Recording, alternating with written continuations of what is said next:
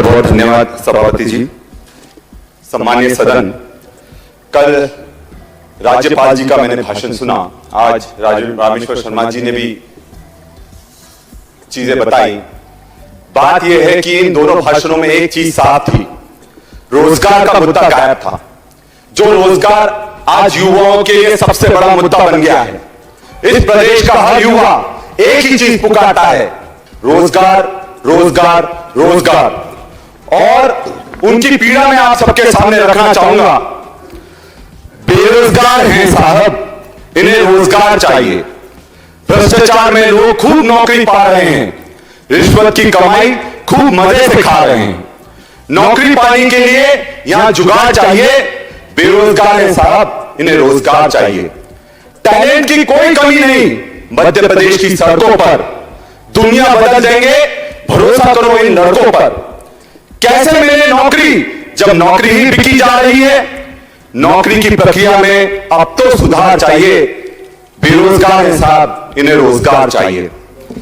साहब, मैं सभी यहां पर उपस्थित विधायकों को मैं एक चीज कहना चाहूंगा कि रोजगार का महत्व आज सबसे ज्यादा हो गया है। मैं खुद कॉम्पिटिटिव प्रतियोगिता परीक्षा से निकलकर डॉक्टर बना, सर्जन बना, और उस प्रतियोगिता परीक्षा की मैं पीड़ा समझता हूं कि जब 3-3, 4-4 साल आपकी परीक्षा नहीं आती, परीक्षा आती है तो रिजल्ट नहीं आता, रिजल्ट आता है तो उसमें भ्रष्टाचार हो जाता है। और यह सबसे बड़ी चुनौती इसलिए भी है क्योंकि मध्य प्रदेश में जब भी बच्चा कोई परीक्षा देता है तो वो बच्चा परीक्षा नहीं दे रहा होता सर, पूरा परिवार परीक्षा दे रहा होता है। और परिवार को डर लगा रहता है कहीं बच्चे के मानसिक संतुलन ना बिगड़ जाए और बच्चा आत्महत्या ना कर ले। यह हकीकत है। और यही स्थिति 2 दिन पहले इंदौर के एक बालक ने एमपीपीएससी की जो तैयारी कर रहा था, उसने आत्महत्या कर ली। उसके आत्महत्या करने से शायद कुछ लोगों को फर्क नहीं पड़ेगा, पर यह सिस्टम के मुंह पर जबरदस्त तमाचा है। क्योंकि आज अगर हम अपने बच्चों को रोजगार नहीं दे पा रहे हैं तो हम उनके लिए कुछ अच्छा नहीं कर रहे हैं। और सबसे बड़ी बात मैं सभापति जी के सामने रखूंगा। आज मेरा एक तारांकित प्रश्न था कि कितनी भर्तियां हुई, उनकी कब विज्ञप्ति निकली, और विज्ञप्ति निकली तो उसका क्या हुआ, और अगर विज्ञप्ति निरस्त हुई तो उन बच्चों को वह पैसे वापस करेंगे कि नहीं करेंगे। मैं आपको बताना चाहूंगा सभापति जी, उस प्रश्न का मुझे उत्तर नहीं दिया गया। क्या यह विधायक के प्रोटोकॉल का उल्लंघन नहीं है कि प्रश्न पूछे जाने पर उसका उत्तर नहीं दिया जाए।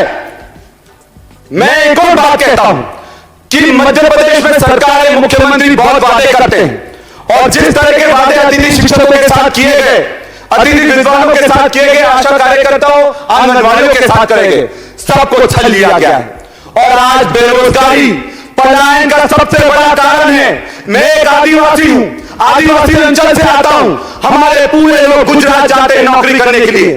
क्या कारण है कि उनका रोजगार झाबुआ में नहीं मिल पाता, आदिवासी अंचल में नहीं मिल पाता, उनको बाहर पलायन करना पड़ता है क्योंकि उनके पास रोजगार नहीं है।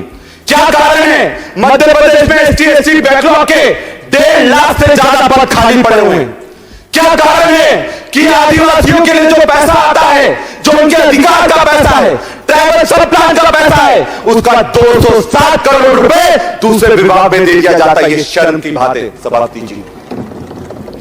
और सबसे बड़ी बात, मध्य प्रदेश में रिटायरमेंट की उम्र 62 से बढ़ाकर 65 करने जा रहे हैं।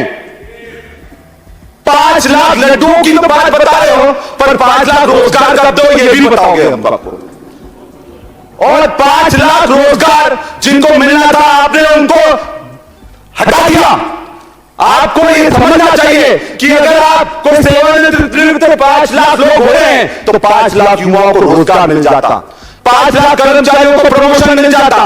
और सबसे बड़ी बात है, जो जिन लोगों को आपने 62 से 65 साल का रिटायरमेंट एज करी है, वो भी नौकरी नहीं करना चाहते, उनको जबरदस्ती नौकरी करवाई जा रही है।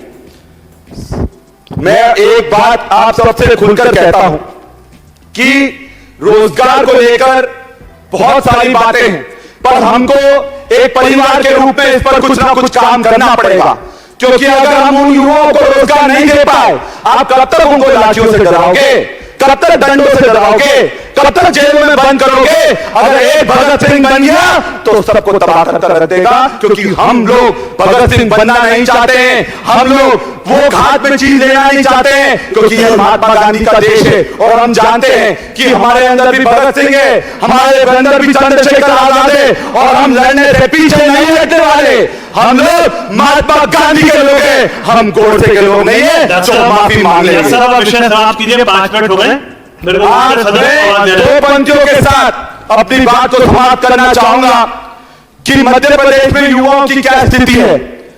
पिछले 2 दशकों में मध्य प्रदेश में बेरोजगारों की एक ही कहानी है, दर दर भटक कर युवा झोंक रहे अपनी जवानी है, अपनी जवानी है। बहुत बहुत धन्यवाद। Thank you. शैलेंद्र जी, सम्मानित सदस्य।